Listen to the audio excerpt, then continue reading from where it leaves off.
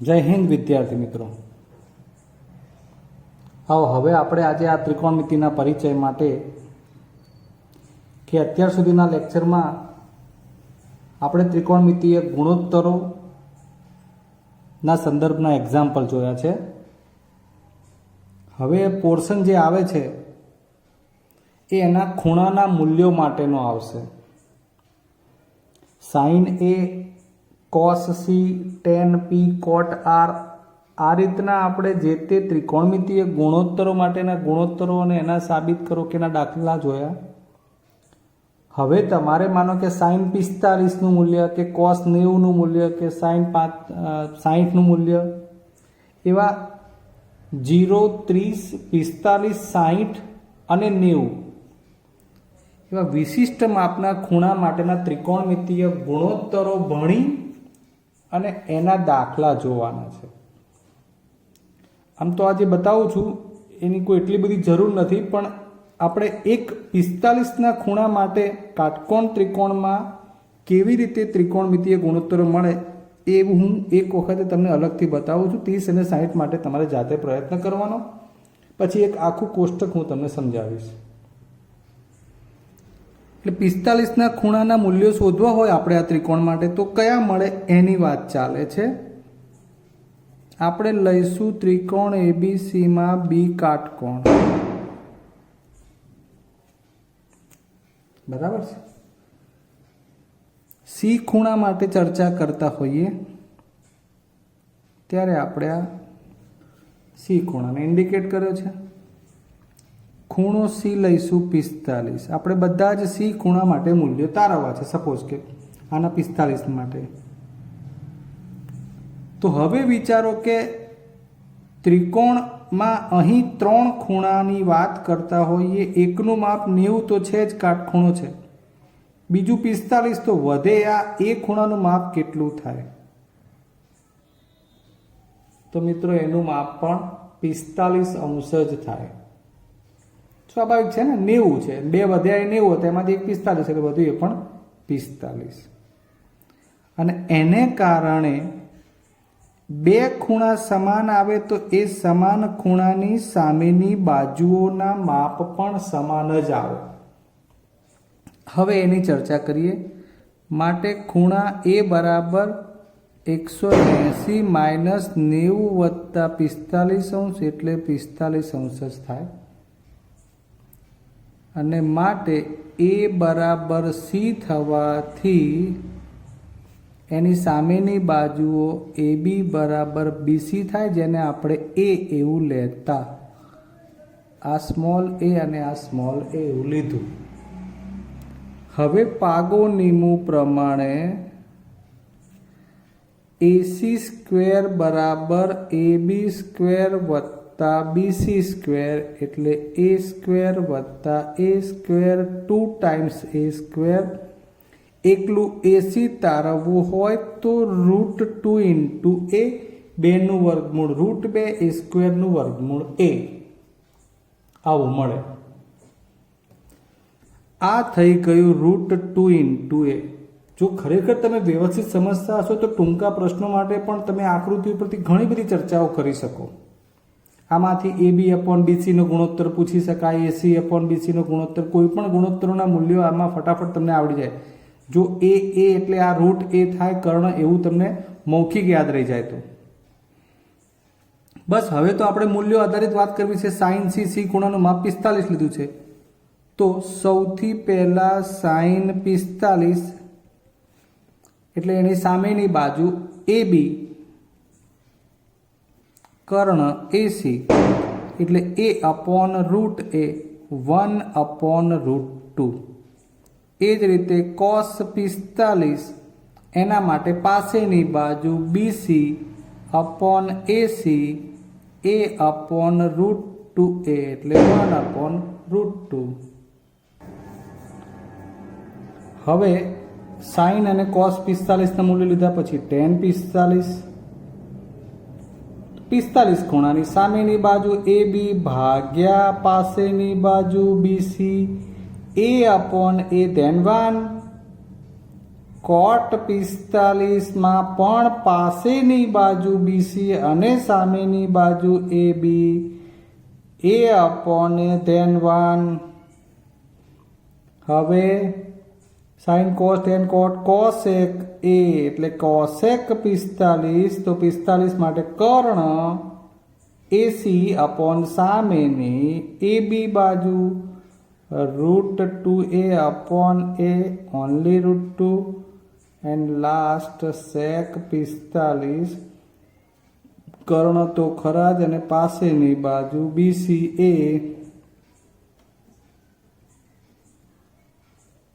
મિત્રો આ પ્રમાણે તમે 45ના ખૂણા માટેના બધા મૂલ્યો લાવી શકો. વાત સમજાઈ ગઈ હશે તમને? ક્લિયર? પણ આપણે જે જોવું છે એ તો 0, 30°, 45°, 60° અને 90° આના માટેના મૂલ્યો જોઈએ છે. તો આવો આપણે એની ચર્ચા કરીએ, એ જોઈએ.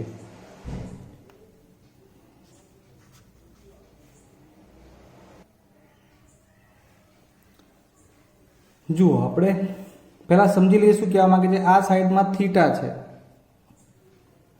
એટલે 0°, 30°, 45°, 60° અને 90°ના મૂલ્યો યાદ રાખવાના છે. આ સાઈડમાં નીચે આપણે સાઇન થીટા કહેતા હોઈએ, કોસ થીટા કહીએ, ટેન થીટા કહીએ, કોટ થીટા કહીએ, કોસેક થીટા કહીએ અને સેક થીટા કહીએ. હવે શું કરવાનું? તમારે બધા જ મૂલ્યો કોઈ ટેકનિકથી યાદ રાખવાના છે.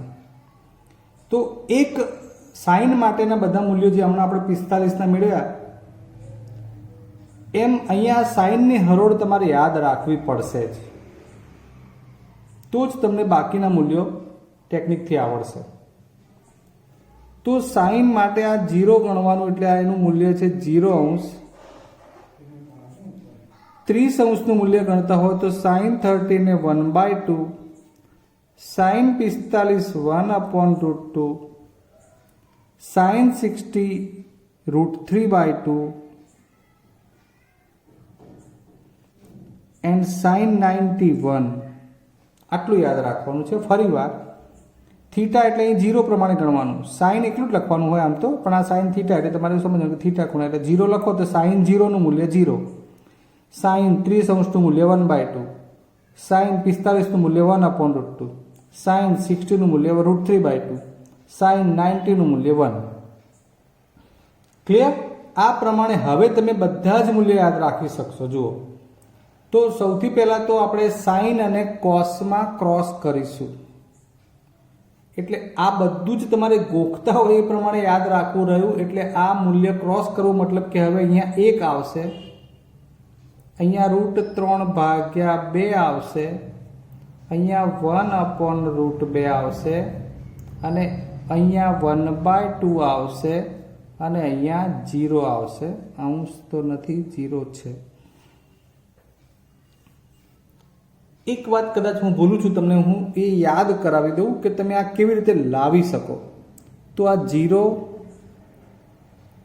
આ 1, આ 2, આ 3 અને આ 4, દરેકને 4 વડે ભાગી અને વર્ગમૂળ શોધવાનું એટલે આવી જશે. તો આ 0/4 એનું વર્ગમૂળ શોધો એટલે 0 જ આવે. 1/4 અને પછી એનું વર્ગમૂળ કરો એટલે 1/2 જ આવે. 2/4 અને એનું વર્ગમૂળ કરશો એટલે 1/√2 જ આવશે. 2/4 એટલે 1/2, બરાબર. એનું વર્ગમૂળ 1/√2. 3/4 અને પછી વર્ગમૂળ કરશો એટલે √3 અને 4નું વર્ગમૂળ 2 આવશે. 4/4 અને વર્ગમૂળ લેશો એટલે 1નું વર્ગમૂળ 1 આવશે. ફરી વાર, 0, 1, 2, 3, 4 દરેકને 4 વડે ભાગવાના, પછી વર્ગમૂળ લઈને કિંમત મૂકવાની એટલે 0/4નું વર્ગમૂળ 0 આવે. 1/4નું વર્ગમૂળ 1/2 આવશે. અહીં 2/4 એટલે કેટલું બને? વર્ગમૂળની અંદર 1/2, એટલે એનું વર્ગમૂળમાં 1નું વર્ગમૂળ 1, 2નું વર્ગમૂળ √2. √3/4 એનું વર્ગમૂળ એટલે 3નું વર્ગમૂળ √3 અને 4નું વર્ગમૂળ 2, અને 4/4 એટલે 1નું વર્ગમૂળ 1. એટલે તમને આ હરોળ સાઇનની 0 1 2 3 4 એ પ્રમાણે મળી જાય. પછી આ સાઇન અને કોસમાં ક્રોસ કર્યું. ઓકે, હવે tan એટલે યાદ કરો સાઇન ભાગ્યા કોસ. tan એટલે શું? સાઇન ભાગ્યા કોસ થીટાના મૂલ્યો. તો અહીંયા તમારે આ 0 ના ખાનામાં tan 0 નું મૂલ્ય જોઈતું હોય તો sin 0 ભાગ્યા cos 0 કરવું પડે, જેમાંથી આ રહ્યું sin 0 નું મૂલ્ય 0 અને ભાગ્યા 1 એટલે 0 ભાગ્યા 1 એટલે આવશે 0. એ રીતે tan 30, તો tan 30 નું મૂલ્ય લાવવા માટે sin ભાગ્યા cos એટલે 1/2 and √3/2 આ બેનો ભાગાકાર. એટલા માટે જ આપણે સાઇનના છેદમાં કોસ લખ્યું છે, એટલે ક્રોસ કરતા એટલે છેદમાં ઉડાડતા ભાવ એટલે બે ઉડી જાય તો શું વધે? 1/√3. એ રીતે tan 45, આ tan 45 તો આ બેનો ભાગાકાર એટલે √2 ઉડી જાય એટલે વધે 1. 60 તો 2 ઉડી જાય એટલે વધે √3 and 90 1/0 છેદમાં 0 આવશે મિત્રો, એ ખાસ યાદ રાખજો. સાઇન ઉપર 1 છે અને કોસ 0 નીચે છે એટલે 1/0 એટલે એને અવ્યાખ્યાયિત લેવાનું છે. આ હરોળ બરાબર ગોઠવાઈ જાય એટલે એને ક્રોસ કરવાની tan અને cot માટે. એટલે કે cot માટે તમારે 0 cot 0 નું મૂલ્ય લેવું હોય તો એ અવ્યાખ્યાયિત થાય. પછી તો તમે આ પ્રમાણે અહીંયા √3 મૂકી દો. સમજે? આ મૂલ્ય અહીંયા આવે છે, એક તો એકની જગ્યાએ જ આવશે, પછી વચ્ચે જ છે, પછી આ અહીંયા આવશે અને 0 છેલ્લે જશે. ક્લિયર? આ પ્રમાણે tan અને cotમાં બધા જ મૂલ્યો ગોઠવાઈ જાય છે. હવે cosec અને sec નો વારો છે. cosec એટલે 1/sin, સાઇન નું વ્યસ્ત. તો sin થીટા માટે sin 0 નું જે મૂલ્ય છે 0 એનું વ્યસ્ત કરો એટલે 1/0 વળી એ પણ પાછું આવશે અવ્યાખ્યાયિત. આ મહત્વની બાબત છે.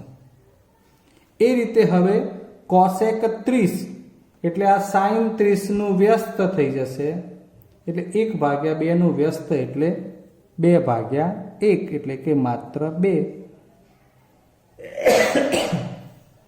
45 માટે એનું વ્યસ્ત કરવાનું છે 1/√2 નું વ્યસ્ત એટલે એકલું √2.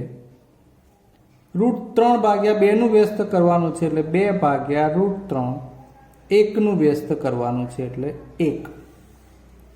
અગેન cosec અને sec માં ક્રોસ કરી દેવાનું એટલે આ એક મૂલ્ય અહીં 2/√3 ઓનલી √2 2 then અવ્યાખ્યાયિત ઇન્ફાઇનાઇટ. એટલે 0 30 45 60 90 અને એ પ્રમાણે આ sin cos tan cot cosec sec આ ક્રમ યાદ રાખવાનો છે.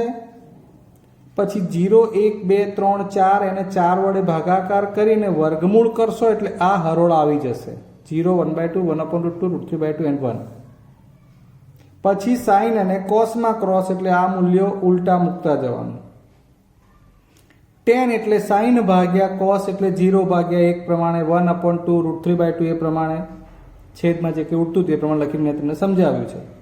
વળી tan અને કોટમાં પાછું ક્રોસ કરી દેવાનું એટલે ઉલટા મૂલ્યો ક્રમમાં ગોઠવતા જવાનું.